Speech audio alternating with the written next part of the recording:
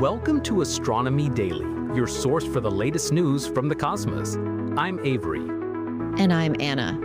Today, we're diving into some fascinating developments that span from our own moon to the far reaches of our galaxy. We've got quite the lineup today. A lunar rover gets a second chance at life, an asteroid threatens to pelt our moon with debris, ancient glass reveals secrets from millions of years ago, and astronomers have created the most detailed map of stellar nurseries in our galaxy. Let's start with some good news from NASA. The Viper lunar rover, which was facing cancellation just months ago, has been given a lifeline after NASA spent $450 million on the project and then canceled it in July 2024 due to cost overruns. It looked like the car-sized rover would never see the lunar surface.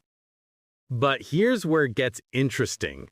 NASA has struck a new deal worth $190 million with Jeff Bezos' Blue Origin under the Commercial Lunar Payload Services program. This partnership will send Viper to the moon's south pole in late 2027, where it will hunt for water ice deposits for about 100 Earth days. This mission is crucial for NASA's Artemis program goals of establishing a sustainable lunar presence. Water ice isn't just scientifically interesting, it's a resource that could support future human missions. The rover will be able to analyze the composition and distribution of ice deposits, giving us a much clearer picture of what's available for future lunar explorers. What's particularly impressive about this rescue is the technical specifications of Viper itself.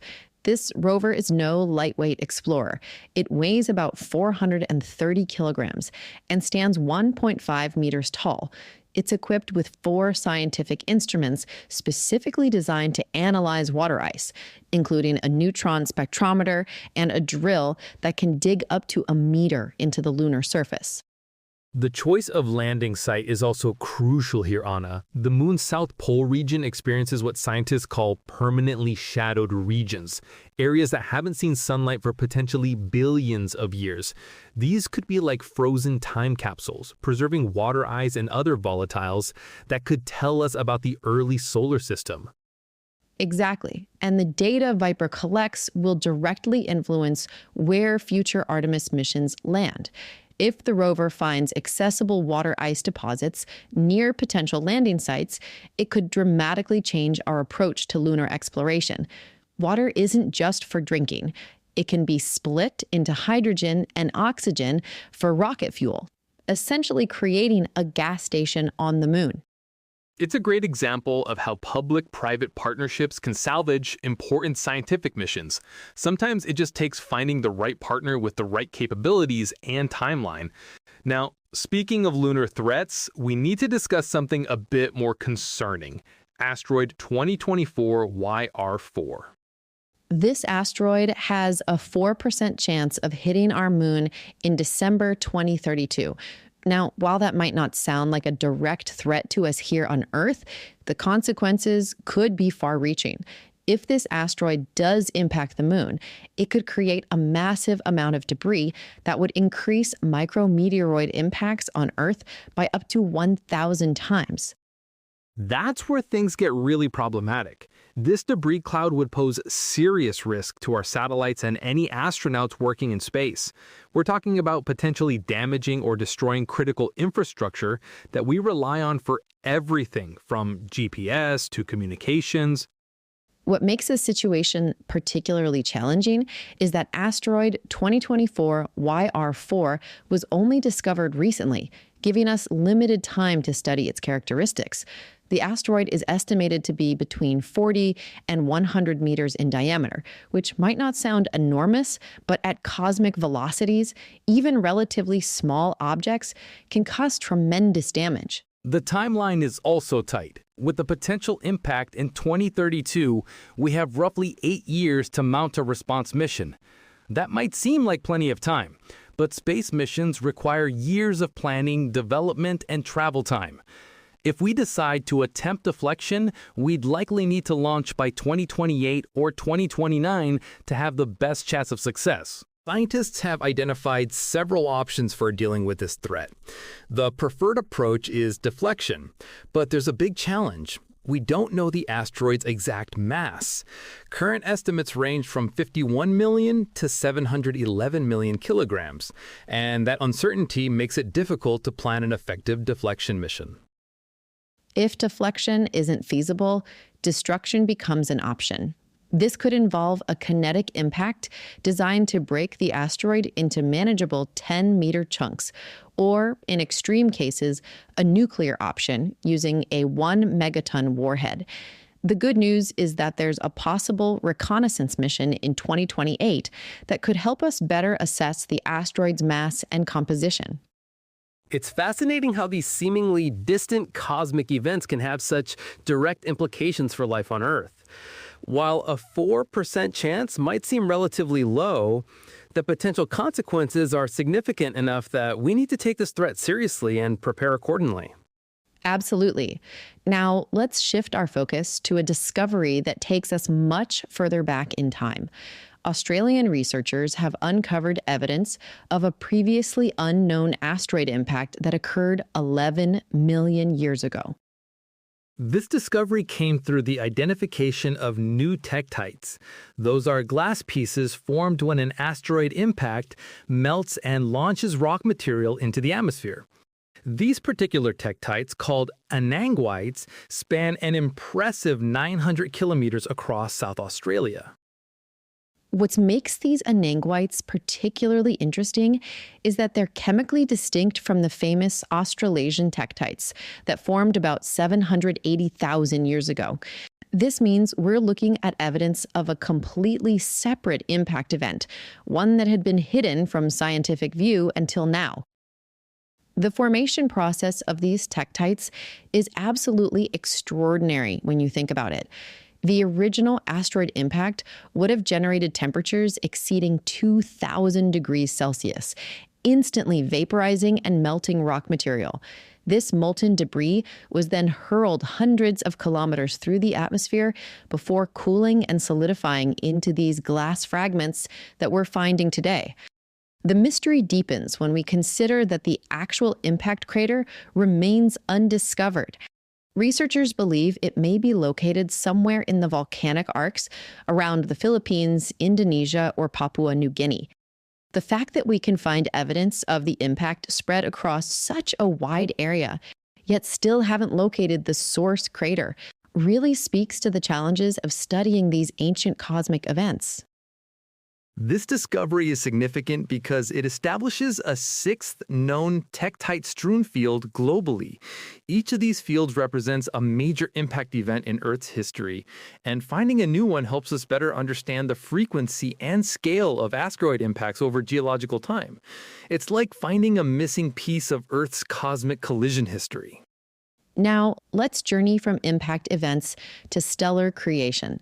Astronomers have created the most detailed 3D map ever made of stellar nurseries in our galaxy, and it's absolutely breathtaking. This incredible map was created using data from the European Space Agency's Gaia telescope, and it covers a vast region extending 4,000 light-years from our Sun. The map includes some of the most famous star-forming regions we know, like the Orion-Iridian superbubble and the Gum Nebula. What's particularly fascinating is how this map reveals the dramatic influence of massive O-type stars on their surrounding environments. These stellar giants are like cosmic sculptors, creating enormous cavities in space where gas clouds rupture and stream outward. It's a complex dance of creation and destruction. While these massive stars can trigger new star formation by compressing nearby gas clouds, they're simultaneously disrupting the galactic environment around them. The map shows us these processes in unprecedented detail, giving us new insights into how stars are born and how they reshape their cosmic neighborhoods. This kind of detailed mapping is revolutionizing our understanding of galactic structure and stellar evolution. We're not just seeing where stars are, but understanding the dynamic processes that create them and how they influence the broader galactic ecosystem. Speaking of revolutionary discoveries, I want to highlight some exciting developments in exoplanet research. The James Webb Space Telescope has been delivering unprecedented insights into atmospheric compositions of distant worlds, and recent findings suggest we might be much closer to finding potentially habitable exoplanets than we previously thought. What's particularly exciting is Webb's ability to detect water vapor, carbon dioxide, and other key atmospheric components in exoplanet atmospheres. Just last month, researchers announced the discovery of water vapor in the atmosphere of a rocky planet called K2-18b, located about 120 light years away. While this planet might be too large to be truly Earth-like, it's showing us what to look for in our continued search. The precision of these atmospheric analyses is truly remarkable, Anna. We're essentially doing chemistry experiments on worlds that are hundreds of light years away. The next generation of ground-based telescopes, like the extremely large telescope currently under construction in Chile, will push these capabilities even further, potentially allowing us to detect biosignatures in exoplanet atmospheres. I also want to touch on something closer to home. Our sun's recent activity has been quite remarkable. We're currently approaching what's called solar maximum, the peak of the sun's 11-year activity cycle, and the implications for both space exploration and life on Earth are significant. Over the past year, we've seen some of the strongest solar flares in decades, and this increased activity is creating both challenges and opportunities for space missions. On one hand, the enhanced radiation environment poses risks for astronauts and sensitive electronics on spacecraft. On the other hand, it's providing unprecedented opportunities to study solar physics and space weather. The practical implications are enormous. Strong solar storms can disrupt GPS systems, interfere with radio communications, and even threaten power grids on Earth. But they also create those spectacular auroras that have been visible much farther south than usual this year. It's a perfect example of how our nearest star continues to surprise us and shape our technological civilization. Before we move on, I should mention that NASA's Perseverance rover on Mars continues to make remarkable discoveries. The rover has now collected 26 samples from the Martian surface, including some that show strong evidence of ancient microbial life. These samples are waiting for the Mars Sample Return mission, which will bring them back to Earth for detailed analysis in the late 2020s. The Mars Sample Return mission is really the holy grail of planetary science right now. If those samples do contain evidence of past life, it would fundamentally change our understanding of biology and our place in the universe. And the engineering challenges of bringing samples back from another planet are absolutely staggering. It's almost like a preview of what we'll need to master for eventual human missions to Mars. Before we wrap up, I want to quickly mention an intriguing study that suggests aliens could potentially eavesdrop on our spacecraft communications using the same methods we use to detect signals from distant probes. It's a reminder that as we reach out into the cosmos, we might also be announcing our presence to any civilizations that might be listening. It really puts our cosmic activities into perspective. Every signal we send, every probe we launch, could potentially be detected by advanced civilizations using technology similar to our own. That's all for today's episode of Astronomy Daily. From Anna and me, Avery, thank you for joining us on this journey through the cosmos. Keep looking up, and we'll see you next time with more news from the universe around us.